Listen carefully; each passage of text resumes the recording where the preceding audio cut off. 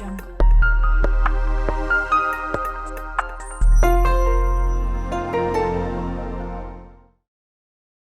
Hello and welcome. This is exclusive interview on AD4 TV Radio. I am Tunde Mahmoud Hassan. Through time and across societies, the theatre has been a strong, veritable tool. Tool not only for personal expressions, but also a driver of social change.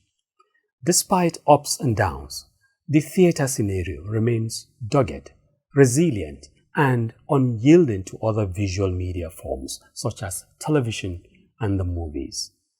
My guest on exclusive interview, Mr. Jerry Omoba, is one who is passionate in deepening the renaissance of theatre in Nigeria.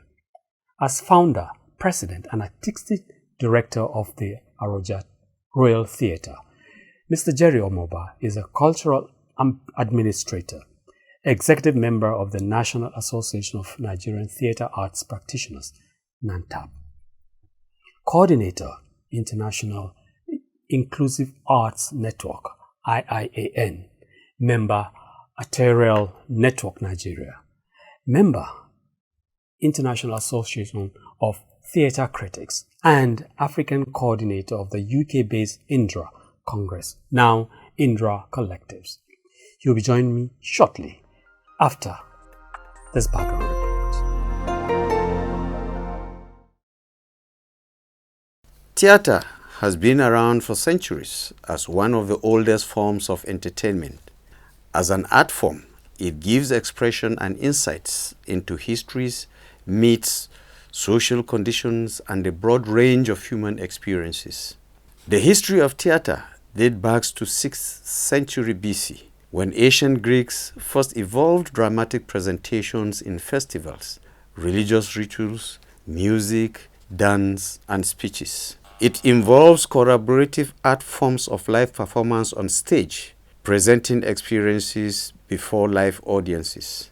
Beyond entertainment, however, theatre helps develop skills necessary for self-confidence, literacy, communication, imagination, empathy, critical thinking, problem solving, self-discipline, community awareness, public speaking, and teamwork. Some of the world's foremost thinkers were products of the theatre, with profound imprints on civilization and development. Many of the early thinkers that mobilized and actualized the independence movement in Africa were also individuals with strong theatrical backgrounds, like Kwame Nkrumah, Leopold Senghor, Patrice Lumumba, Kenneth Kaunda, and Nigeria's Anthony Enahoro. Performing arts have always been a medium of communication across cultures and societies, and often deployed as a way to celebrate history, convey political criticism, or simply to protect culture and social change. With the emergence of new art forms, theatre appears to have suffered a lull. In response, there is a concomitant and compelling push for a renaissance of the theatre culture.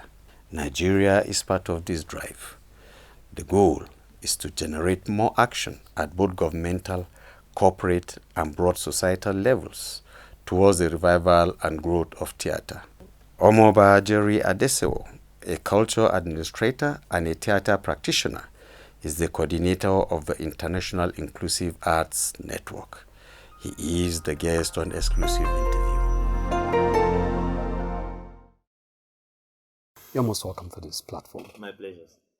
The theatre world. Yeah. Interesting, intriguing, but also wrought with challenges. So much dynamics around the theatre world. Tell us, what is the theatre world like in Nigeria, maybe across Africa at the moment?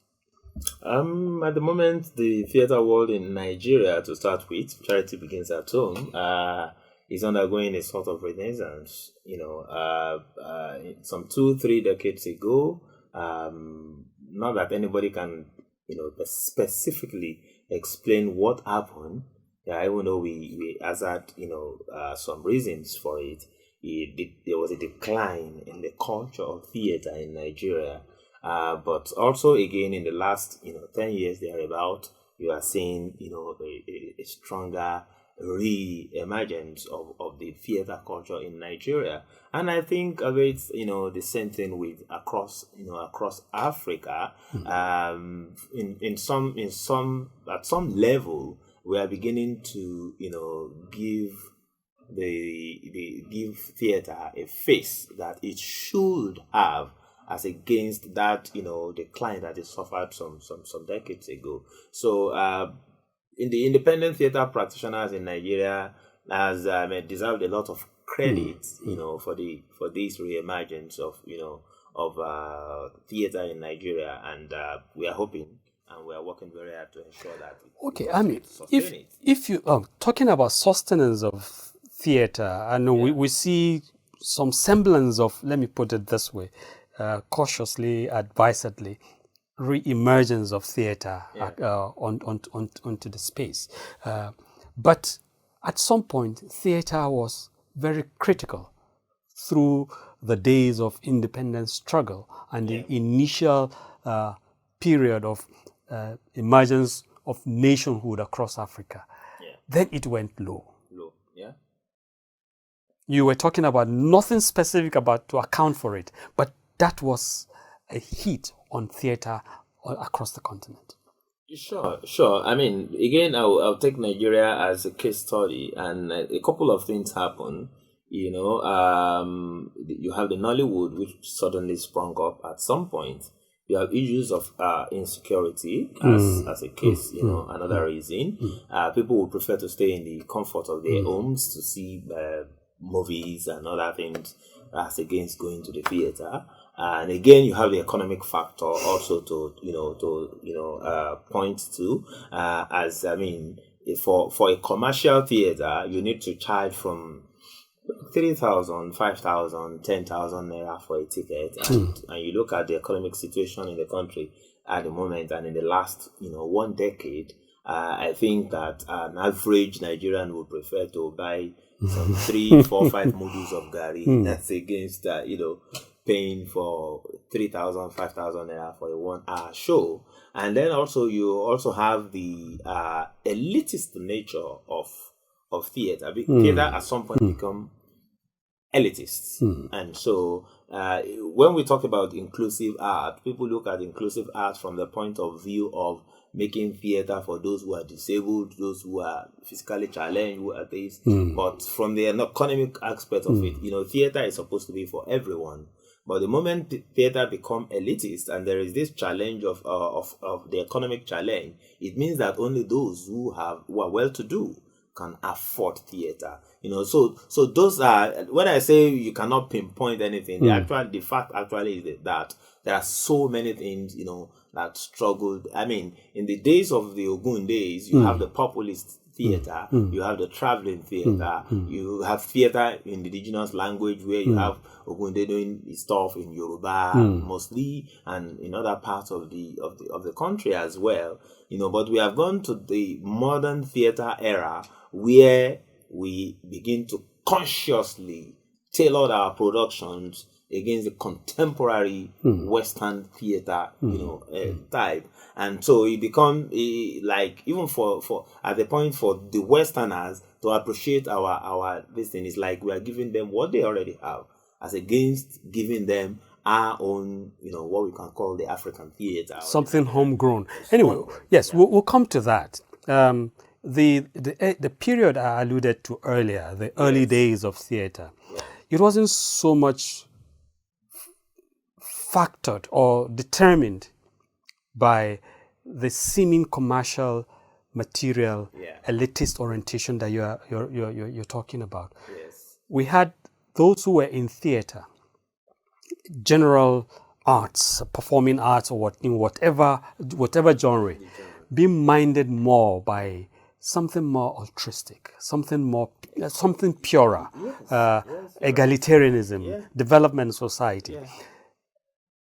And saw the emergence of very prominent Nigerians and Africans who had made their input, have strong imprint in global thinking, philosophy. We can name them.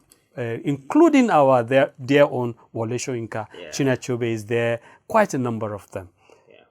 At what point the later generation dropped this noble orientation of theater to go for commercialism, which is driving it now? Well, I don't think we have dropped it. Those social orientation, the philosophy, for instance, is what still drives the Aroja Royal Theatre. And that's why, for instance, we say we are an entertainment outfit. Edutainment. Every theatre outfit has got either the entertainment essence or the educative essence or informative essence, if you want. So that's why we are about, deploying the fundamentality of the art, as a social force. So all of what Aroja Theatre will put up is driven by societal, consciousness. We want to use our theatre to address, relevant social issues. Whether we are having a to drive change. Exactly, to drive change.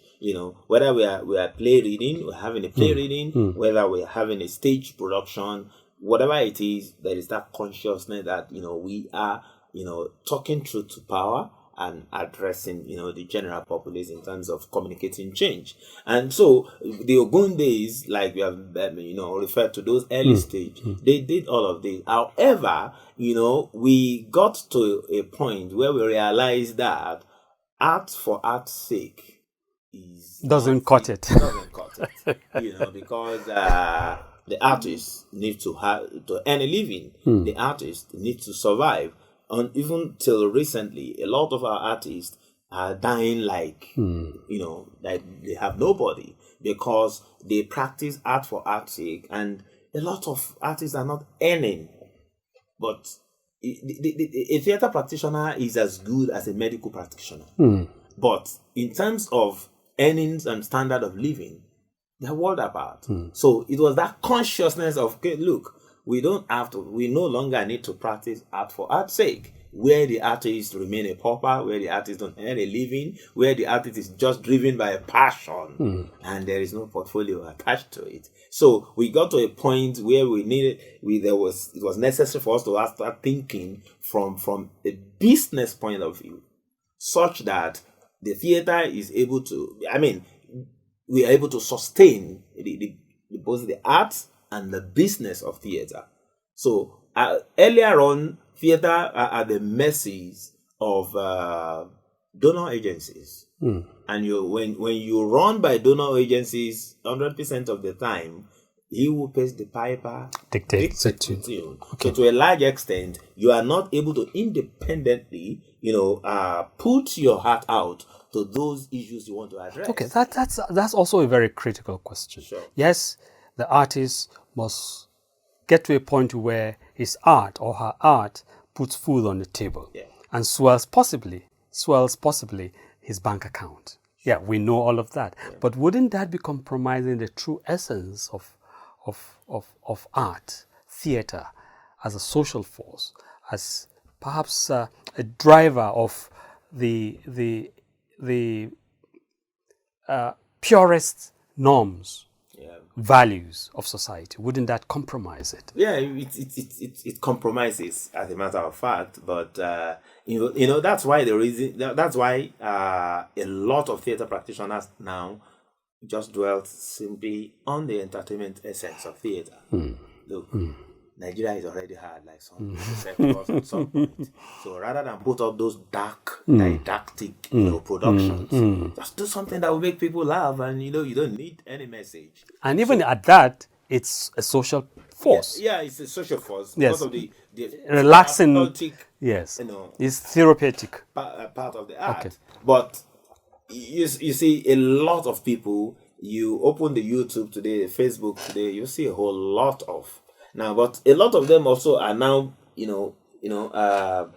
making a U-turn. See, I've always said this. There is no piece of art, piece of drama or comedy that has got no message. Now, what the difference is the producer or those actors, those behind it, are they out for the message or are they out for the entertainment? So when they are not out for the message, you see the entertainment swallowing the message, the didactic aspect of this thing. And then a lot of time people just laugh the message away. So it doesn't really sink in. Last year we had what we call the independence play. We started what we call the independence play, and we had a government agency who supported us, small, but it went a long way. And then when we finished the production we put up last year, which is a play by Ben Tomoloju titled Cataclysm, and a representative of that agency stepped up to make a comment and said, Jerry, is this what you call celebrating Nigeria? This is too hard on it's too this. And I said, well, but we earlier on we danced the unity dance. We celebrated Nigeria, and Yoruba would say, even when we are crying, we maintain a clear vision. So yes, we are celebrating, but there are messages we also need to pass across to those who govern us and also to ourselves, because the Nigerian issues is not leadership issues alone, but also the issue of followership, because if you cannot lead yourself, you cannot be a good follower.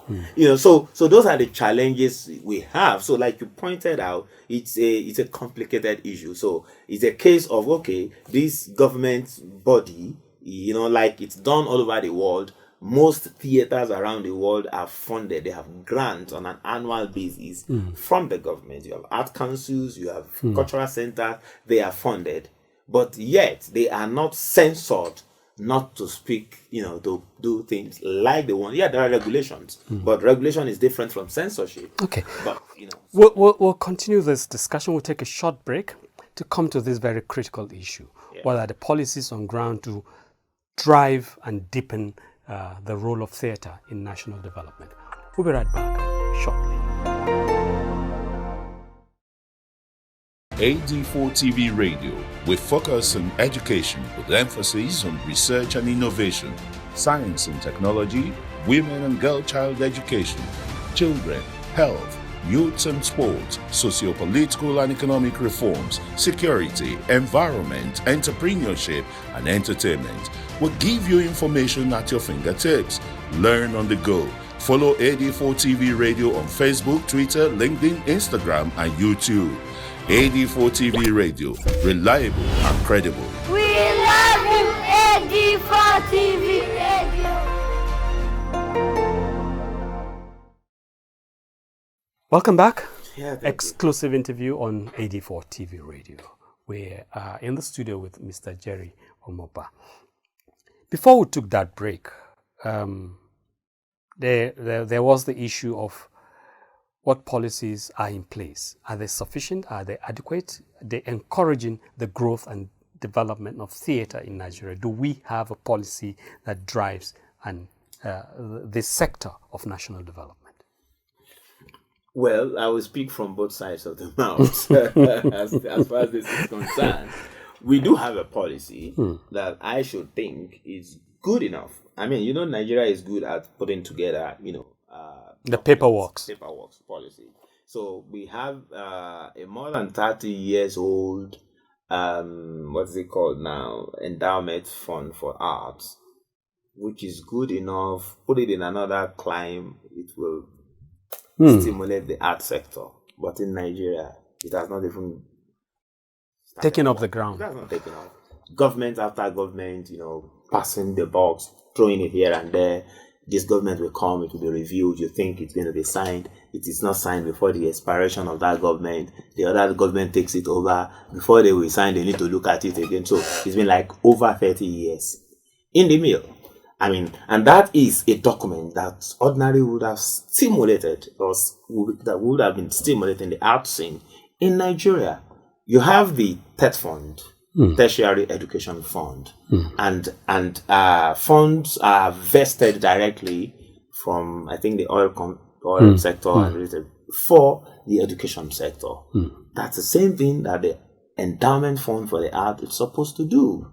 But the challenges of just signing off. A very good example is this: the organized public sector is critical to the development of theatre or art generally anywhere in the world. Why is that so? But The gag rules and regulations and yes, because in those parts of the world, for instance, part of the policies on ground is such that if maybe I don't have to mention name now, if XYZ PLC is known to be supporting the arts, very well, the sledgehammer of government falls on it. No, as in the positive, from the positive angle. Now they get some level of what we call subvention in terms of tax Relief, tax rebates. Tax rebates for doing such. If you have, for instance, in Abuja now, you don't have a theater. I mean, a purpose-built theater. If as a private business owner, you set up, you build a theater in Nigeria, you get some level of rebate. If you have a building, like it's in the UK, you have a building that is like maybe the silver bed, but a small part of it is a theater. Because of that alone, you get some level of concession, property rebate. So those are the things that are in this state that are supposed to stimulate the art scene in Nigeria, but they are never assented to. And so one or two private companies that you see doing this, they are doing it based on relationship, one-on-one relationship with those theater companies, and in some cases when they have needs also for such partnership. So I think that government of Nigeria still need to do a lot more. One, in terms of infrastructural development the theater in Lagos. The National Theatre in Lagos is about being sold, if not already sold. They did some signing some 3 months ago. Yeah, we have not heard anything about that. Yeah, I was going to ask you that. I mean, I know there was a time government thought of concessioning the National Theatre. As a practitioner, was that a good move? Was that something, not talking about whether it was done in good faith or not, but is it something that would have propelled the theatre to new levels? My personal opinion, my answer would be yes. But you boxed me into that aspect of whether it is done in good faith. Because if it is done in good faith, it is good. Because we have seen over time that government has not been very good with business. And so the obsolete and moribund nature of the National Theatre today is because government people who handled it it is in a sorry state. So if it is concession, it is expected that management will be top notch, because it's now either completely private or a private government, what do they call that? PPP. Private public partnership. Yeah. So which ensures some level of quality, of standard of what is available around the world. I mean, the National Theatre at the moment is an eyesore, So it would have been a good move if it is done in good faith. But what we kept hearing is the amount of money that is it 29 billion naira, and that was signed off like 3 months, if not 4 ago, and then no end of story. We are not hearing anything from the bankers committee, and so doing it in good faith is actually very important. If it is done in good faith, concessioning is not a bad idea. Okay. Yeah. Moving forward, we're seeing semblance of re-emergence of theatre in Nigeria. Yeah. Moving forward, how do we deepen this, and not only for the benefit of those who are enthusiastic about the growth of the art scene in the country, but also seeing that it makes visible, tangible contribution to the process of national development? My immediate take to that would be for the fact that our policymakers and our leaders, the leadership, in Nigeria, need to come to terms with the fact that culture and art is critical, like you just said, to the development of this nation. And until we come to that realization and we make the right investment, government needs to make the right investment. Governments across states and even the federal government build stadiums for football all over the place. They should have said you should leave it. In fact, it's very unfortunate. You leave like 70%, if I am not being overreaching myself, of football clubs in Nigeria are run by government, which is not supposed to be.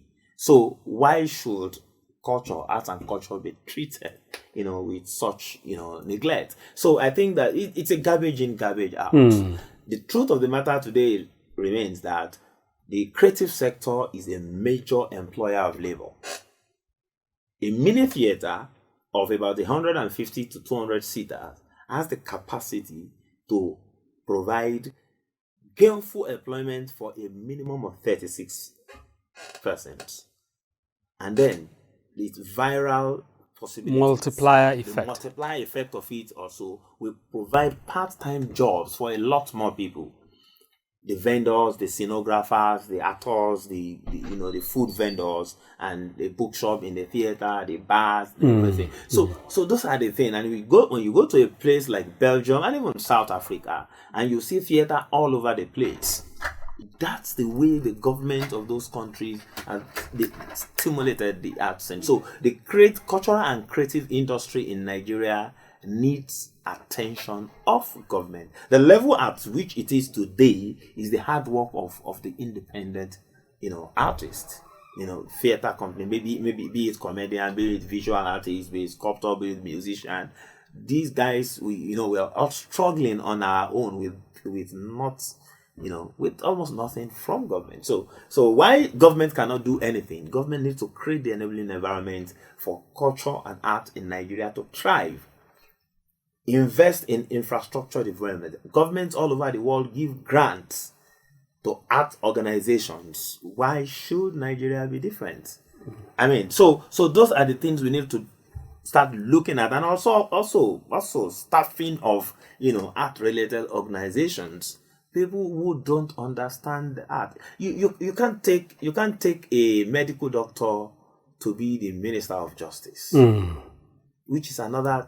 I'm not saying any actor on the street should just be plucked to come and, we are talking about, we have people in this country who are art administrators, who knows. You are one.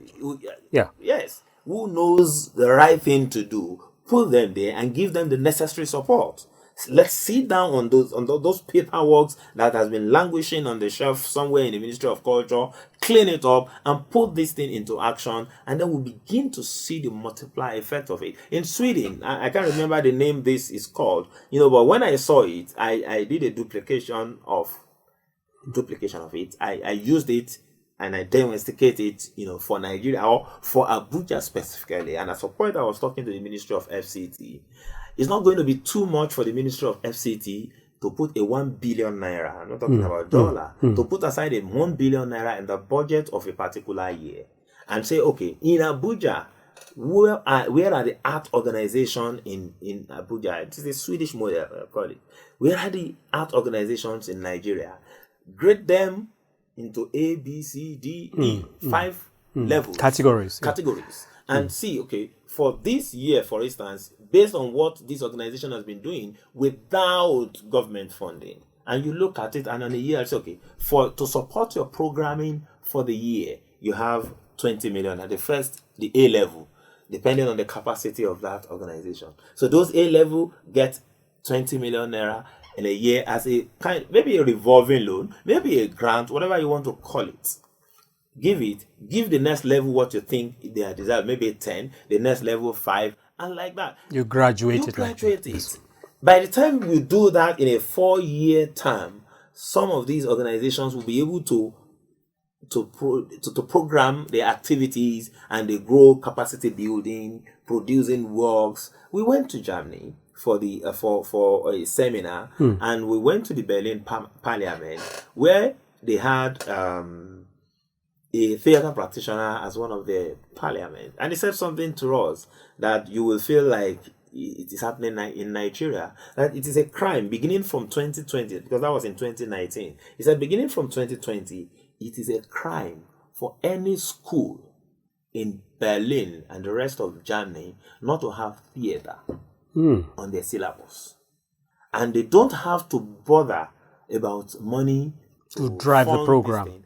The Parliament has provisioned funds which will be given directly to the theatre companies. So I mean, they are addressing the theatre as a tool for social engagement, like we have said earlier on, and at the same time they are also providing support for the theatre organizations. So the theatre organizations are funded to come up with programming, and all the schools needed to do is to tap into that program. And any school that fails to do that, I mean, according to him, has committed a crime. So there is a whole lot we can do to rejig the creative culture and creative sector, creative industry in Nigeria. And theater, I mean, theater is a veritable tool for culture, for communicating change. And the moment until we see it that way and make the right investment into it, we cannot expect magic. Well, thank you very much. We have been taking a look at the theater scene in Nigeria with Mr. Jerry Omoba, who is a founder, president, and artistic director of the Aroja Theater. Thank you very much for sharing your thoughts and giving insight into what the theater scene in this country is going through at the moment. Thank you once again. Thank you. And that's it on Exclusive Interview. Thanks for joining us.